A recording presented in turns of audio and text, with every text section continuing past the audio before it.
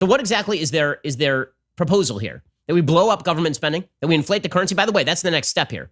We are pouring $6 to $7 trillion of money into the economy. We're going to have to inflate the currency at some point to pay back all the money that we have borrowed. Over the next year, you are going to start to see some actual inflation. There was talk about there wouldn't be inflation in 2007, 2008. Yes, because it was a financial crisis, meaning money came out of the actual economy.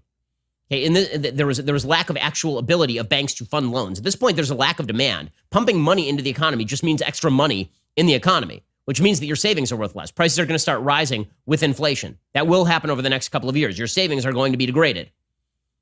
According to Gerald Seif and John McCormick, writing for the Wall Street Journal, the Great Depression produced both a bigger social safety net and a host of new government programs. World War II led to the creation of a unified defense department. The Cold War spawned an interstate highway system. In just the past 2 decades, the 9/11 terrorist attacks produced new consolidated agencies to handle homeland security and national intelligence. The 2008 financial meltdown led to a broad range of new actions by the Federal Reserve that are being replicated and expanded now. Today, both parties and a vast majority of voters have come together behind a broad and aggressive response at both the federal and state level and have accepted a sea of new red ink at a time the federal budget deficit was already heading toward $1 trillion annually.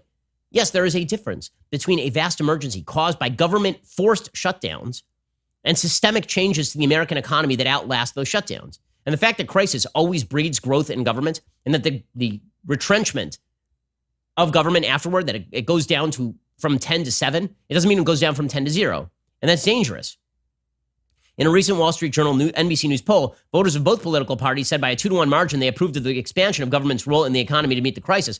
That, of course, has to happen to meet the crisis. But the point is, what happens after this is no longer a crisis? It's just a bad situation. And this grand notion that government can save everybody from this stuff, it's been loudly disproved by the actual past. Okay, the Republicans, thank God, are already starting to push back against this. But the fact is there is a ratchet effect that every time there is a crisis, you start to see government spending rise. And then once it goes back down to quote unquote normal, it never goes back down to where it was before. People who are already calling for bigger government, people like Orrin Cass, right? He's already calling for bigger government. And he says, okay, well, we need more bigger government anyway, right? You're starting to see people who are already calling for the government to outpace everything else, calling for more of that. Okay, now here's the problem. It doesn't work. Okay, the Great Depression was prolonged by 7 years by the New Deal. The New Deal was a ridiculous government set of policies that were unconstitutional in the extreme, that not only seized private property, but also wasted a bucket load of taxpayer dollars, drove GDP spending levels up to catastrophic proportions, and kept unemployment rates 10 to 20% in real terms, all the way up till the beginning of World War II.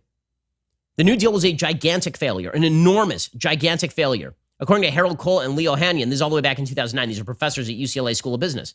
They pointed out that the New Deal did not restore employment. In fact, there was even less work on average during the New Deal than before FDR took office. Total hours worked per adult, including government employees, were 18% below their 1929 levels between 1930 and 32. They were 23% lower on average during the New Deal. Private hours worked were even lower after FDR took office, averaging 27% below their 1929 level. Even comparing hours worked at the end of the 1930s to those at the beginning of FDR's presidency doesn't paint a picture of recovery.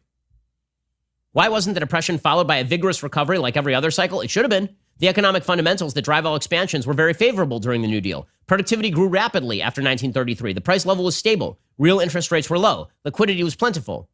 So what exactly happened?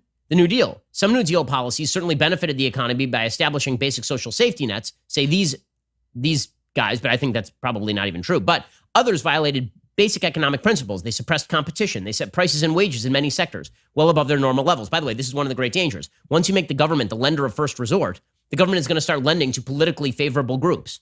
And once that happens, that's a lot of money out the door for no apparent reason. It means regulating.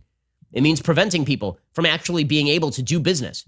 That's the direction Democrats want to move. I've said before, there are several reasons why I'm grateful that Trump is president. During this pandemic, it's one of the times I've actually been most grateful that Trump is president, not for some of the silly things he says, but for the fact that he is not attempting to use a crisis to completely rewrite the bargain of the American people and the government about the economy.